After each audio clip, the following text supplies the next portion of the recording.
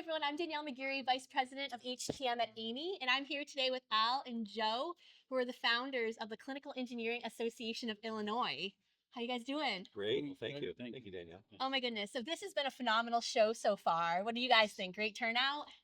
Yeah, Indeed. Yeah, I say, I mean, we've had, this is our 14th conference.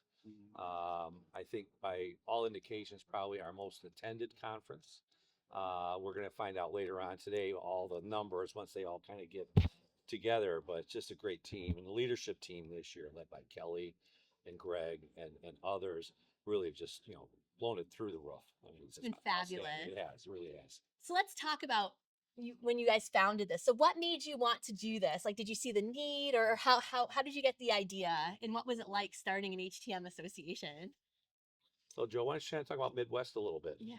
yes. There was a biomed association here in Illinois, which was called the Midwest Biomedical, Okay. and that ran for I think like 14 years. About or 14 years, yeah, 14 and, years.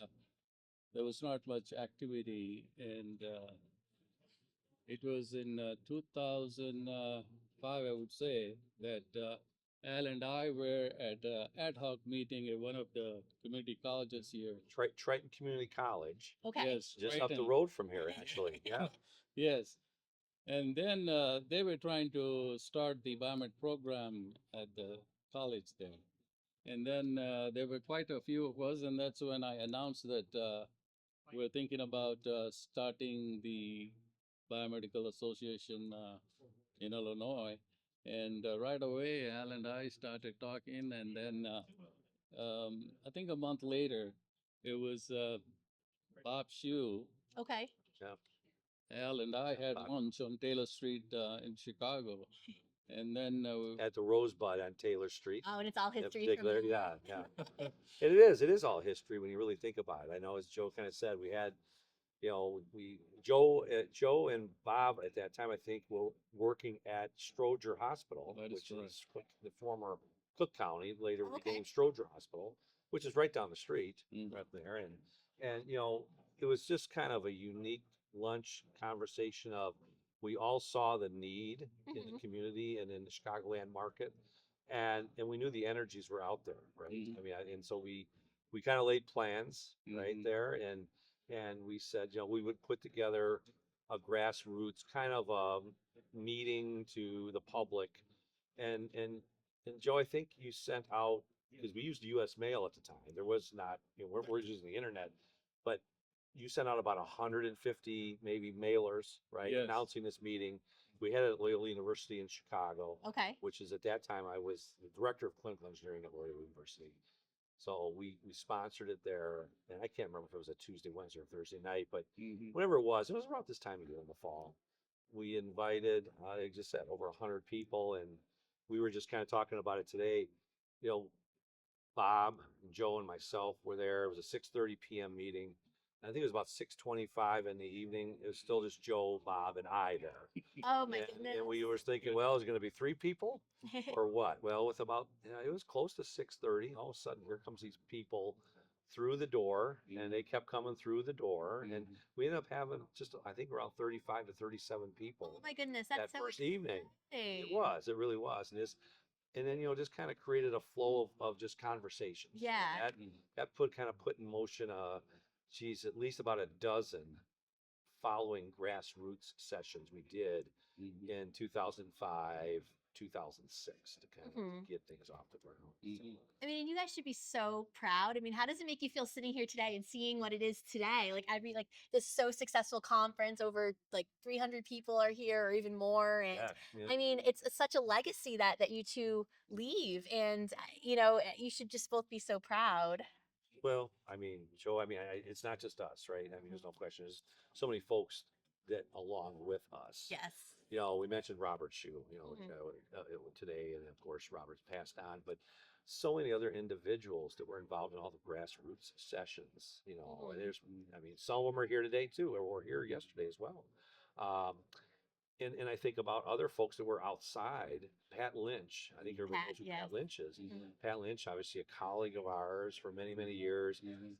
Pat, with his experiences and his involvement, in the early years of the NCBA creation, Pat, and I'm not even sure how Pat came up to the meetings, but somehow or another, we got Pat involved, and he assisted us with the creation of the bylaws and the articles of accreditation for the state. Yeah, and it's just an example of other folks, Yeah. and then Takes a it village. did. It took a big village. It did, and so we had elections, and the first officers were installed in 2007, Okay. and since then we've had 6 presidents, Mm-hmm. and 6 or 8 now, I think, because some of the presidents were more than one term. Yep. So we had over 8 or 9 administrations. Think about that, over since 2007. That is Yeah. pretty crazy. But the succession, and we talked about that was one of Yes. the pillars, Yes. right, Joe? Yes. Succession. Succession planning was one of the main things that we thought through, spent quite a bit of time. And we made sure that, there's good leadership going forward to identify and encourage people to come together and take this leadership role. And we're very pleased of what I mean, look at what we've it's achieved. become. What it's become, and today you saw the scholarship. I was gonna mention that. I mean, that was another. We created pillars of the organization. Mhm. Succession, but it's education, building for the future, and scholarship, education being a big pillar of that. Mm-hmm. I don't have the exact number for today, but I can give you a pretty good idea that we've given out scholarships each year, and in quantities. This year we had one. We've had years where we've had as high as 5 or 6 at one time. We have had over $40,000 in scholarship money It's amazing. awarded out. And Yeah, you're it really a is. donor to it, right? An endowment as well. Yes, I was privileged to donate $10,000 for the scholarship fund. Well, that's And, amazing. It's encouraging to see students applying for it and getting scholarship. And coming back, even today at the Yes. luncheon, Mhm. there was at least 3 Mhm. former scholarship awardees Yeah. that are working today in the field, various locations in Chicagoland or other areas, that again, they came in through that with us here through the association. It's just fabulous. It's really That's so amazing. So, final question before we wrap this up. Sure. So, there's well, first of all, thank you guys for all you do for developing thank the you. next generation, for, keeping this going and just really, helping to embellish the field and elevate it through all your work. It's been Um, our but privilege. there's a lot of areas of the country right now that don't have an HTM association. yes. What advice would you guys have to anyone out there listening to this for how to start that, or, just Yeah, no, for sure. Joe, why don't you take the first word? I'll take the last. A lot of things have to come together. Mhm. Having a nice website and one of the earliest he was what's Lijo. Lijo has helped quite a bit in putting the website. Yeah, yeah. And yeah, and that was very encouraging. One of the best websites, I would say. it is really nice. And even to go a little farther back to the web, because the website is so key. Yeah. And What about your I think of our and our Yeah. some original folks, some very famous names out there today. Mhm. Barrett Franklin was a member and one of the group along when Yeah. we were creating it. Barrett, I know, is very active out in the East Coast, Yeah. in New England. I worked for him. Yeah, and Barrett was our secretary treasurer, I think, for a short period. And Know that. yeah, He and was out here right he after did, graduated. yep.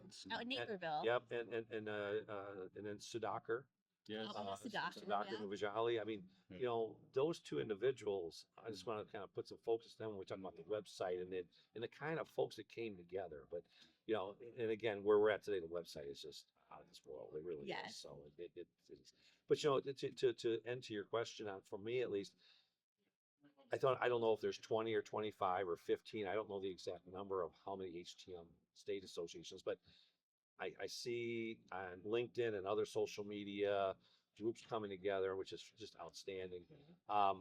You know, my suggestion to them and is again, bring energy, and have that energy continue with getting a flow of people. Yeah. the succession planning we knew was key. Mhm. I think any organization knows that. But energy and excitement and purpose, those are the three, those are the legs of the stool, right? Yep.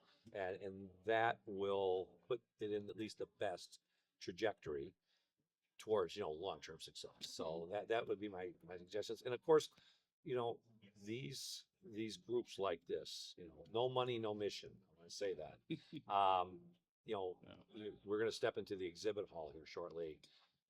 Without exhibitors, without sponsors, these kind of grassroots organizations just struggle to get off Yeah. the ground. So, it takes a village. That's the village. The village comes from everywhere. And so getting as many of those folks involved is my suggestion to anywhere in this country to do that and spend time.